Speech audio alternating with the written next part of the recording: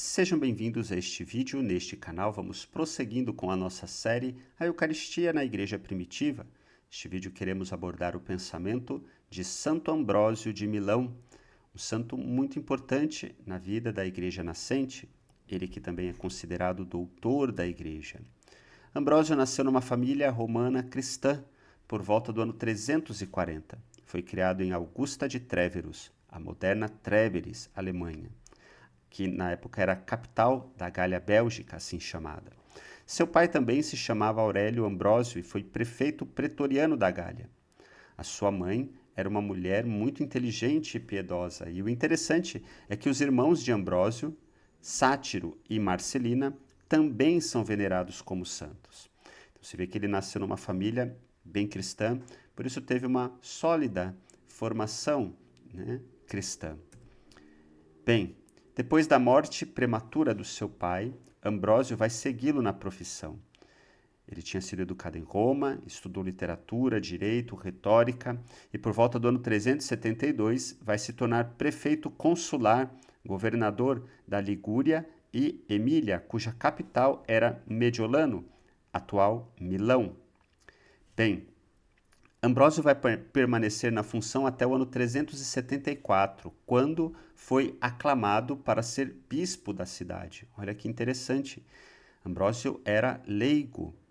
No entanto, era um homem conhecido, respeitado, também por suas virtudes cristãs e a sua sabedoria. Então, o povo vai aclamá-lo bispo. Então, Ambrósio vai receber a ordenação, presbiteral, episcopal, assumindo o ministério de bispo de Milão. A partir desse momento, ele que vem de uma família que tinha posses, ele era prefeito, governador, então ele vai doar os seus bens aos pobres.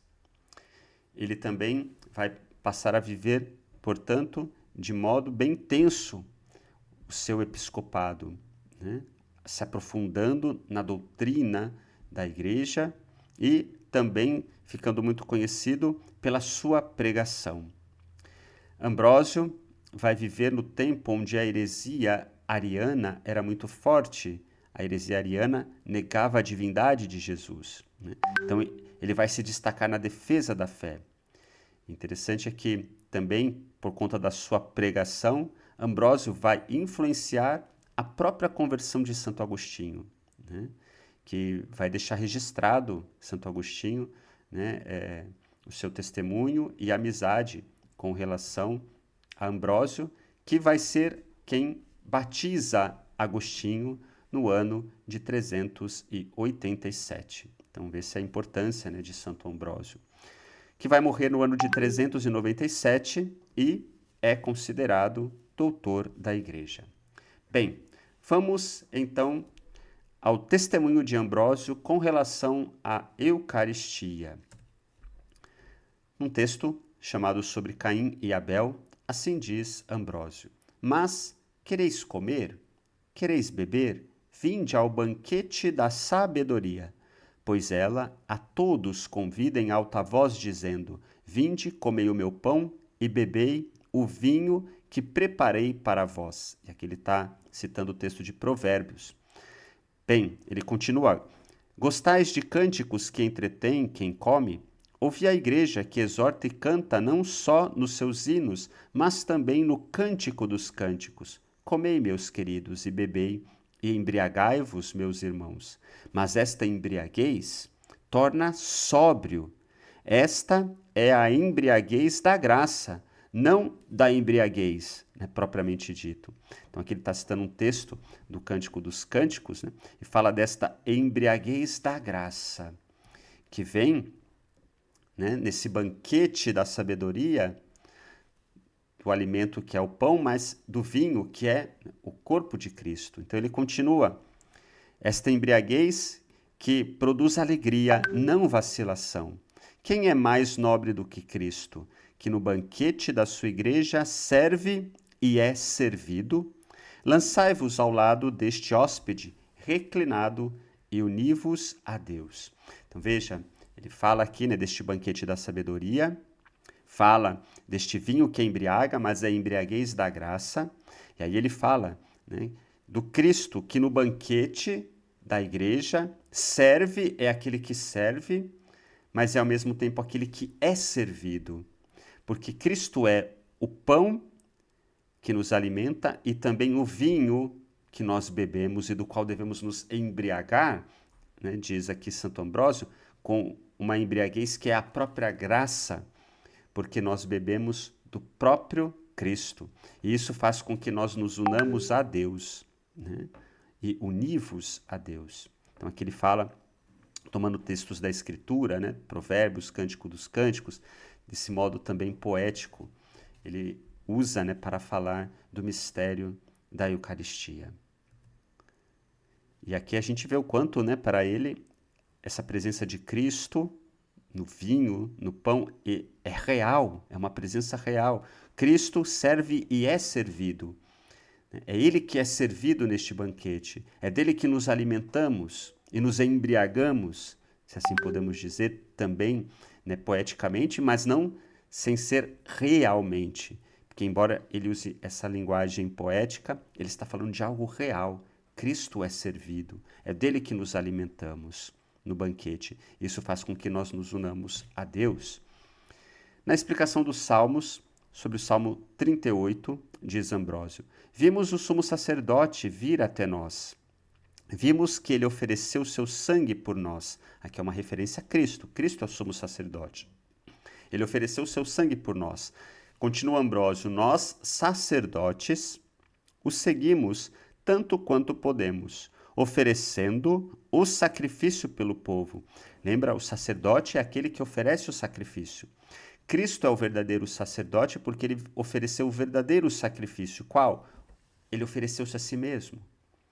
A sua oferta, que fica explícita na cruz, mas que é uma expressão de toda a sua vida que é entregue, faz que Cristo seja o verdadeiro sacerdote. E o cordeiro que é oferecido ao mesmo tempo, né? Agora, diz Ambrósio, nós sacerdotes o seguimos tanto quanto podemos, oferecendo o sacrifício pelo povo. Embora fracos em nosso próprio mérito, somos, no entanto, dignos de honra pelo sacrifício. Pois, embora Cristo não pareça estar oferecendo agora, ele mesmo é oferecido na terra, porque o corpo de Cristo é oferecido. De fato, é manifesto que ele mesmo está oferecendo em nós, cuja palavra santifica o sacrifício que é oferecido. Então veja, Ambrósio está dizendo, né, que como sacerdote, ele também oferece o sacrifício pelo povo. Mas qual sacrifício? Não da sua própria vida, porque nós somos fracos, não temos méritos. O que nós oferecemos? O próprio Cristo. Cristo é que é oferecido no pão e no vinho. O seu sacrifício é que se torna presente, o corpo entregue, o sangue derramado. Embora Cristo não pareça estar oferecendo agora, ele mesmo é oferecido na terra, porque o corpo de Cristo é oferecido, né? E o seu sangue, o corpo e o sangue de Cristo é oferecido. Esse é o sacrifício da igreja que nós oferecemos, né? E que Cristo oferece ao Pai, através de nós, um único mesmo sacrifício, porque a Eucaristia não é um novo sacrifício de Cristo, mas é o mesmo sacrifício da cruz, tornado presente, né, antecipado na última ceia e que nós atualizamos no mistério do sacramento da Eucaristia. Então, é isso que agora a igreja oferece. E ele agora está como nosso advogado diante do Pai, mas agora não vemos. Nós o veremos quando a imagem desaparecer, quando a realidade chegar. Então, não mais como em um espelho, mas face a face. O que é perfeito será visto.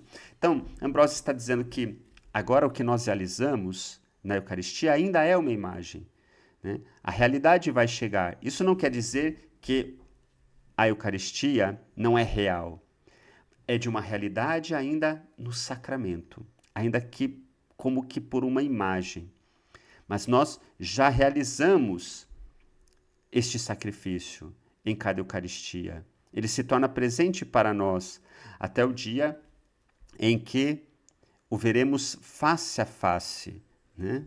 O veremos face a face, a realidade plena, onde de fato não haverá mais Eucaristia. No céu não haverá Eucaristia, né? Mas agora sim, na imagem, nós já estamos em contato com o Senhor, ainda como que num espelho, né? Mas nós já nos unimos a Ele e já temos presente para nós o seu corpo e o seu sangue que é oferecido e que faz com que nos conectemos através de Cristo ao Pai, porque Cristo está como nosso advogado diante do Pai e nós estamos no Cristo através da Eucaristia, né? Então, essa aliança que é celebrada e renovada em cada Eucaristia, no qual a Igreja, né, oferece ao Pai o sacrifício de Cristo, único, né? E por que nós temos que oferecer sempre de novo? Para sempre de novo nos ligarmos a este único mistério, que é o mistério do amor do Cristo por nós, manifestado na cruz, que se torna para nós alimento através da Eucaristia. No Salmo 43, comenta Santo Ambrósio, nosso Senhor Jesus Cristo é bom porque se tornou a ovelha do nosso banquete, ou cordeiro, né? Ele é o cordeiro, a ovelha do nosso banquete. Você pergunta como foi feito? Ouça aquele que diz, nossa Páscoa, Cristo foi sacrificada ou foi imolada, em outras traduções. Cristo é a nossa Páscoa, ele é o cordeiro imolado. E considere como nossos pais, em figura, despedaçando o cordeiro, comeram, significando a paixão do Senhor Jesus, com cujo sacramento somos nutridos todos os dias. Então aqui Ambrósio fala dos sacrifícios da antiga aliança e diz que o sacrifício daqueles animais que eram, né, despedaçados, ele usa essa linguagem, é uma figura da própria paixão de Jesus, né, do seu sofrimento na cruz. Então, aqueles animais que morriam sacrificados na antiga aliança eram uma imagem do próprio Cristo sacrificado, imagem da sua paixão, portanto, do seu amor, porque ali Jesus está doando a sua vida. E isso é desse cordeiro imolado que somos nutridos todos os dias. A boa comida não só não deve ser temida pelos santos, como também deve ser desejada. Devemos desejar este alimento, pois de outra forma não se pode alcançar o reino dos céus, pois o Senhor disse, se não comerdes a minha carne, não tereis a vida eterna. Portanto, está provado que nosso Senhor é o banquete, ou alimento daqueles que comem. Como ele mesmo diz, eu sou o pão vivo que desceu do céu. E para que saibais que todas essas coisas foram feitas por nós desde que ele desceu, o santo diz, somos todos um só pão. Não temamos, pois, que tenhamos sido feito ovelhas para comer, pois a carne do Senhor e o seu sangue nos redimiram. Então veja, de novo aqui, Ambrósio fala de modo muito real da Eucaristia, como a carne, né, do Senhor, como o seu corpo, o seu sangue, que se torna para nós alimento e que, ao mesmo tempo, é o sacramento da paixão do Senhor, tornado presente a nós e que nos nutre. Bem, no Sermão 15, ele diz assim, ele diz aos seus discípulos, dai-lhes de comer, para que não desfaleçam no caminho. Tendes o alimento apostólico.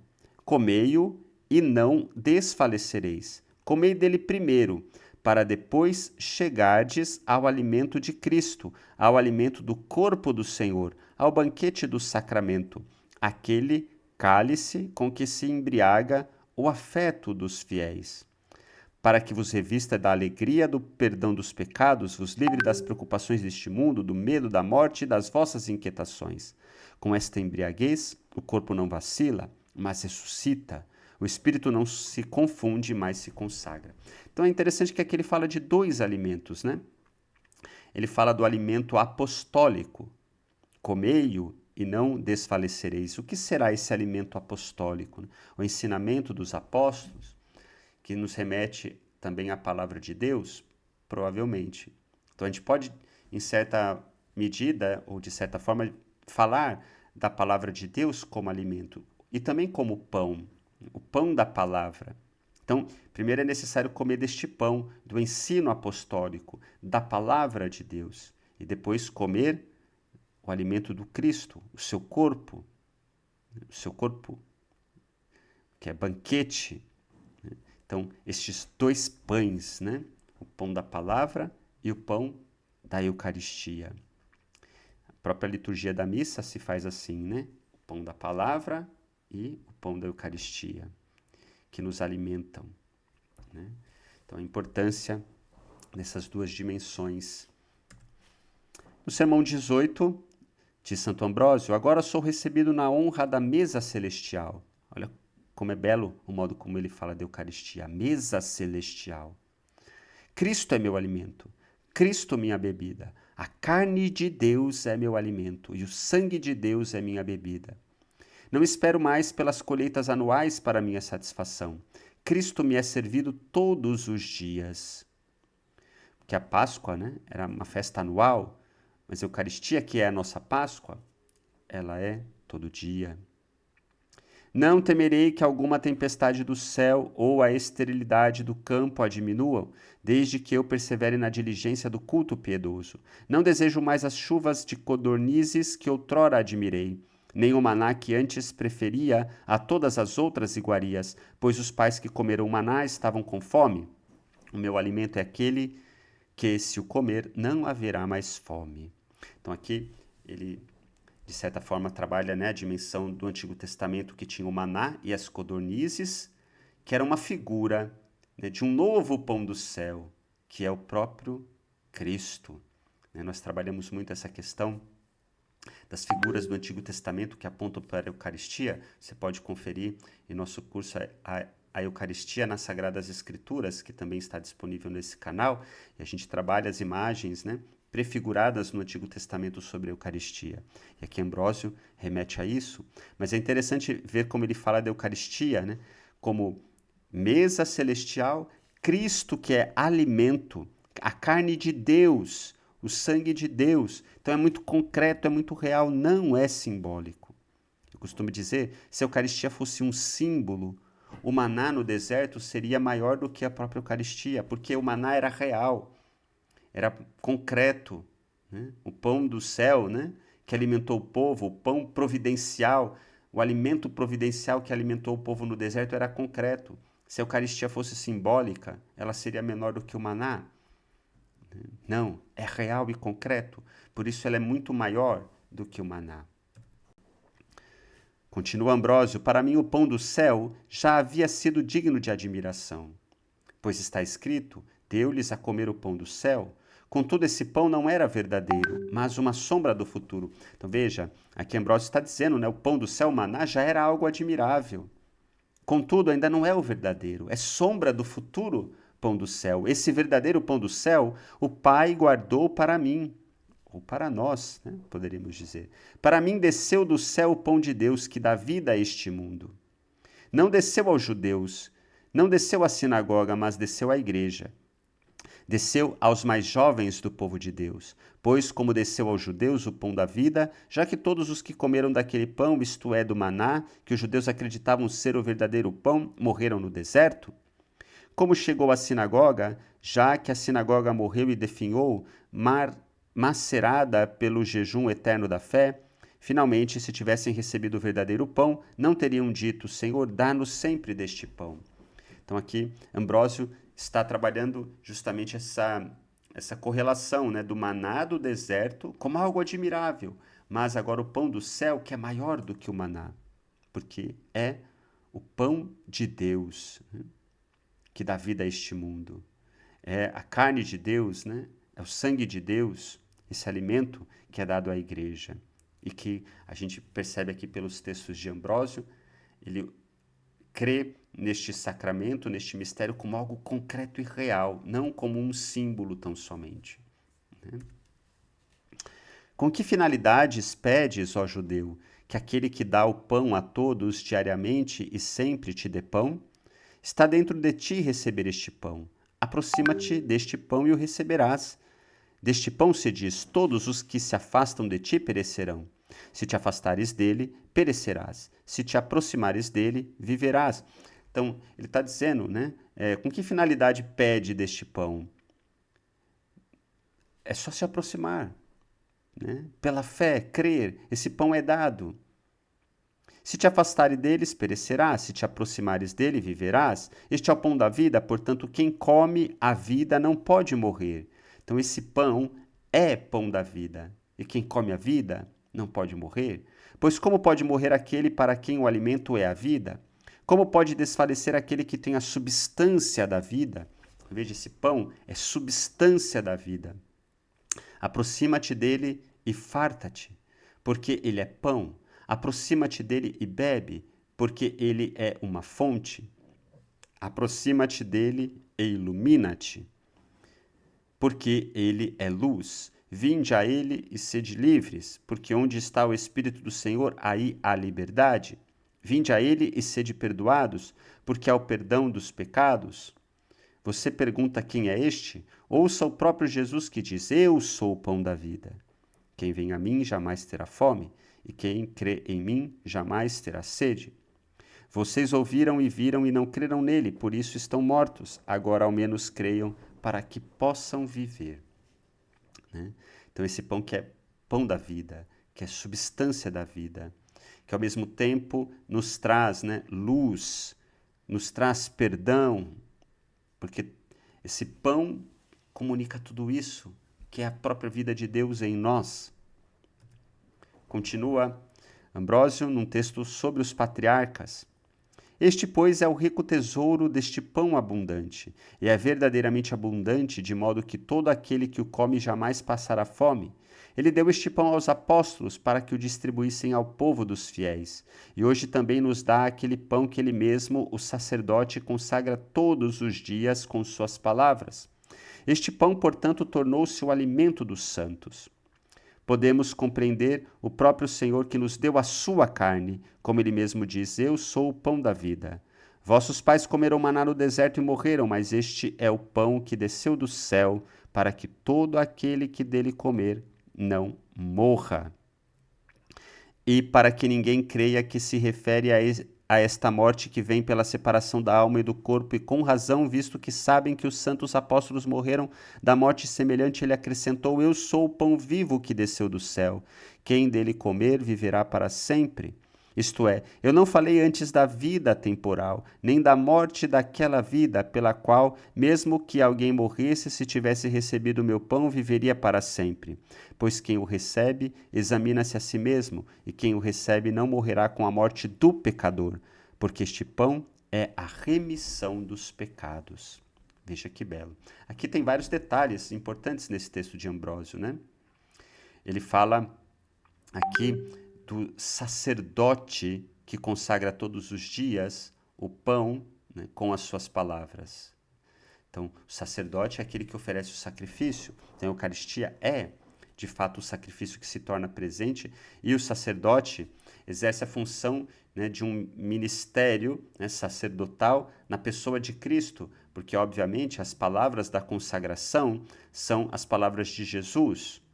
E é através desse mistério que o sacerdote, ali na função de Cristo, exerce, se torna presente a carne do Senhor, a sua carne, né? A sua carne. E se torna presente o próprio sacrifício de Jesus, né? Então, o seu corpo entregue, o seu sangue derramado, que se expressou na cruz como seu sacrifício, se torna presente na Eucaristia para ser o nosso alimento. Alimento que é vida, que é remissão dos pecados. Nós nos alimentamos desta vida. Por isso, quem se alimenta dessa vida não morre, ou seja, não morre a morte do pecador. Não experimenta a morte, que é a separação de Deus, né? Mas por este sacramento está unido a Deus. Que belo. Num texto sobre Elias e o jejum, diz Ambrósio: durante a quaresma jejuamos todos os dias, exceto sábado e domingo. Então veja, 1.700 anos atrás, a gente vê já essa tradição da igreja, da quaresma. Muito cedo, os cristãos começaram a aguardar 40 dias para se preparar para celebrar a Páscoa anual, lembrando o mistério da paixão, morte e ressurreição de Jesus. E aí nós já temos o tempo da quaresma, né, como um tempo de jejum, né, de oração, para nos aprofundarmos nesse mistério. O dia da ressurreição Este jejum termina com a Páscoa do Senhor. O dia da ressurreição se aproxima. Os eleitos são batizados, aproximam-se do altar, recebem o sacramento. Os sedentos bebem com todas as suas veias. Com razão dizem todos aqueles que estão fartos de alimento espiritual e de bebida espiritual. Preparaste uma mesa diante dos meus olhos, e quão excelente é o teu cálice de bebida inebriante. Então aqui a gente vê, né, a tradição da igreja nos seus primeiros séculos, né? Ali já a quaresma, a tradição de se batizar no dia da Páscoa do Senhor, né? Na verdade no sábado santo, porque já é a celebração da Páscoa, né? Então, que belo. Num texto sobre a exposição do Evangelho segundo São Lucas, diz Ambrósio: o anjo apareceu à direita do altar do incenso, e que o anjo também esteja presente quando incensamos nos altares e oferecemos sacrifícios, e que ele nos apareça. Pois não duvideis de que um anjo está presente quando Cristo está presente, quando Cristo é sacrificado, pois Cristo, nossa Páscoa, foi sacrificado. Então veja que a gente percebe já nos primeiros séculos do cristianismo a tradição de usar o incenso na liturgia, que vem da tradição judaica, que, portanto, prevaleceu e continuou na igreja. E aqui a gente vê o testemunho disso, né? De novo, a Eucaristia como sacrifício que se torna presente, né?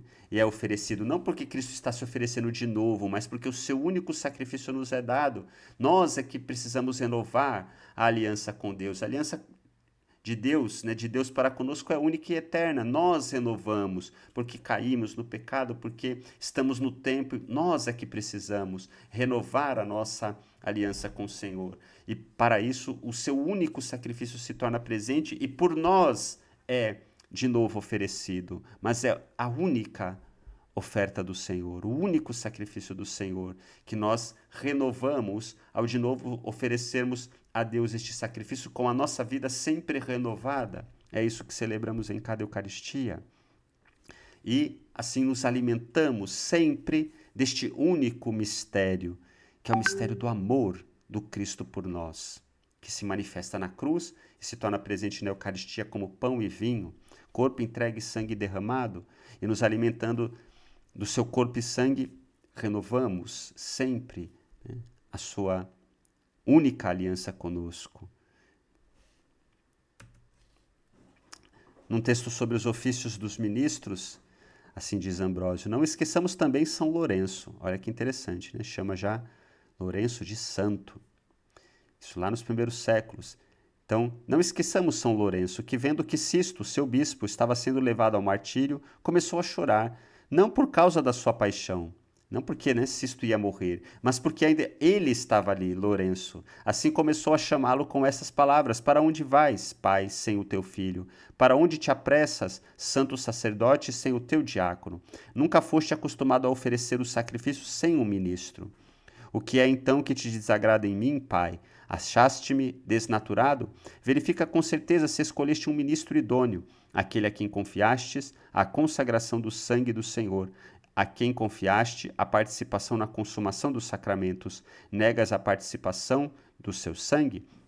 Então aqui, né, Ambrósio está lembrando Lourenço, que vendo o seu bispo entregue para ser martirizado, também questiona, né, porque ele também deveria ter a mesma sorte de Sisto.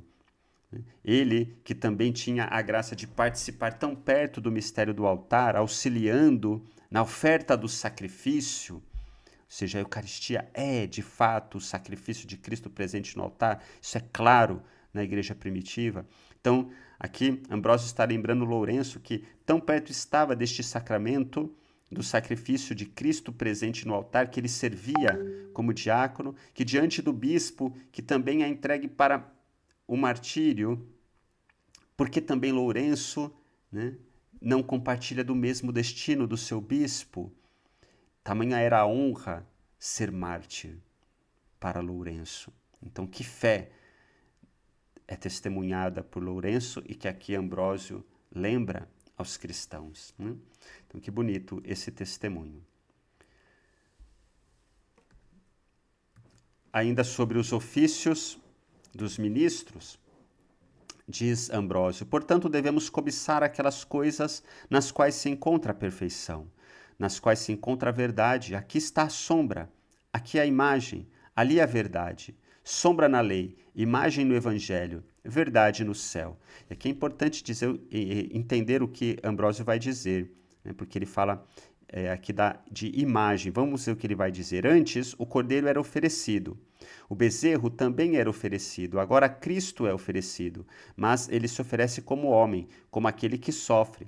E ele se oferece como sacerdote para perdoar os nossos pecados. Aqui em imagem, ali em verdade, onde, como advogado, ele intercede por nós diante do Pai. Aqui, então, andamos em imagem, vemos em imagem, ali onde está a perfeição absoluta, face a face, porque toda a perfeição consiste na verdade. Então aqui é interessante, né? De novo, Ambrósio, como toda a tradição cristã, faz essa ligação do cordeiro e do bezerro da antiga aliança, que era oferecido, e agora Cristo que é oferecido. Então, o que antes acontecia no Antigo Testamento era uma imagem, era uma prefiguração do que Cristo realiza, né?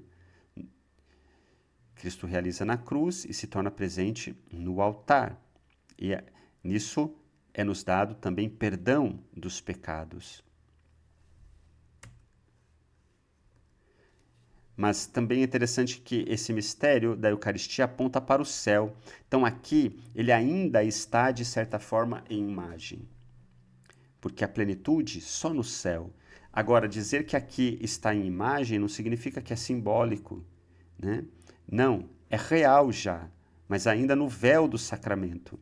Porque a plenitude definitiva é só no céu. Somente no céu a gente vai se dar conta da realidade plena. Somente no céu a gente vai encontrar a plena realidade de Cristo e de todas as coisas. Mas não significa que aquilo não seja real. E não significa que aqui o sacramento não seja real. É real. Não é simbólico, é real. Mas ainda em imagem, né? Mas ainda não na sua totalidade do Cristo revelado, presente, né, a nós, sem o véu do sacramento. Isso só na eternidade. Então aqui já é real, já temos o Cristo, já participamos de algo da eternidade. A gente diz o já e o ainda não. Já é real, é algo do céu, né? Já é o Cristo, é a sua presença no véu do sacramento, em imagem, diz Ambrósio. Então será, né, face a face no céu, a plena realidade que nós contemplaremos. Num texto sobre a fé, diz Ambrósio: instruí-o primeiro sobre como deveis ouvir. Em verdade vos digo, se não comerdes a carne do Filho do Homem e não beberdes o seu sangue, não tereis a vida em vós mesmos. Ele disse antes que falava como Filho do Homem, e vós, o que ele falou como Filho do Homem, sobre carne e sangue, achais que deve ser atribuído à divindade? Por fim acrescentou: pois, em verdade, a minha carne é comida e o meu sangue é bebida. Ouves carne, ouves sangue, conheces os sacramentos da morte do Senhor, e, no entanto, calunias a divindade? Ouve-o mesmo dizer, pois o Espírito não tem carne nem osso. Nós, portanto, todas as vezes que recebemos os sacramentos, transfigurados em carne e sangue pelo mistério da oração sagrada, anunciamos a morte do Senhor. Portanto, depois que ele declarou que falava como Filho do Homem, e repetiu muitas vezes carne e sangue, finalmente, aquele que o come como Filho do Homem, por sua vez vive por causa do Filho do Homem. Então, aqui é interessante, né? Ambrósio está trabalhando a questão da humanidade e da divindade de Jesus, né? Então, a carne e o sangue fala da realidade da sua encarnação. A realidade da sua encarnação, que não o separa da sua divindade, de modo algum, né? Mas se enfatiza a realidade da sua humanidade. E aí se fala da Eucaristia transfigurado, né? O pão e o vinho transfigurado em carne e sangue do Senhor. Alguém pode dizer, mas a Eucaristia não é transubstanciação? Aqui se fala de transfiguração. Veja, é uma questão de linguagem, né? É uma questão de linguagem. Mas aquilo que Ambrósio está querendo dizer é claro no texto que nós lemos. O pão e o vinho se tornam carne e sangue, pelo mistério da oração sagrada, e pela qual anunciamos a morte do Senhor, porque a paixão de Cristo se torna presente no sacramento. Isso é muito claro, né? Tanto que, no texto, por exemplo, sobre o Espírito Santo, veja o que diz Ambrósio: o céu é o meu trono e a terra o escabelo dos meus pés, que ele está citando a Escritura, Isaías 66, 1.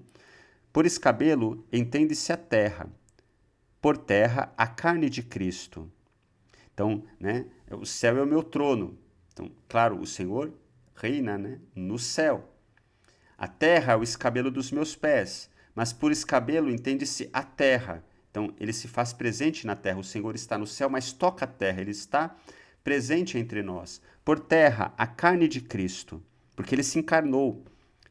Então, a carne de Cristo que hoje adoramos nos mistérios. E aqui, mistérios para Ambrósio são os sacramentos. Sobretudo aqui é uma referência à Eucaristia. Então, veja, a carne de Cristo que hoje adoramos nos mistérios e que os apóstolos adoraram no Senhor Jesus, como dissemos acima. Pois Cristo não está dividido, mas é um. Nem se nega quando é adorado como Filho de Deus que nasceu da Virgem. Então veja, ele sendo Deus, né, nos céus, mas ele se encarna, se faz presente misteriosamente. Se encarnou no Cristo, foi adorado pelos apóstolos e continua adorado na Eucaristia, né, na sua carne, presente nos mistérios, os quais adoramos. Então, a gente vê que não se trata de símbolo, porque o pão e o vinho, que através da palavra do sacerdote, é transfigurado na linguagem de Ambrósio, né? Ou é a carne de Deus, o sangue de Deus. Cristo é adorado aí. Por isso, não é simbólico. Não, é presença real de Cristo. Ele é adorado nos mistérios. No pão e no vinho, aparência de pão, aparência de vinho, mas carne de Cristo, carne de Deus, sangue de Deus. Então isso é real e concreto, segundo nos testemunha aqui Ambrósio. Bem, nós encerramos por aqui uma primeira parte daquilo que é o ensinamento de Ambrósio. Nós vamos prosseguir com uma parte 2, né, sobre o qual trataremos de duas obras de Ambrósio muito importantes, onde ele desenvolve muito mais o que ele tem a dizer sobre a Eucaristia. Nós vamos, no vídeo seguinte, ver o seu testemunho na obra sobre os sacramentos e sobre os mistérios. Bem, curta, compartilhe e continue nos acompanhando em nossa série Eucaristia na Igreja Primitiva. Paz e bem.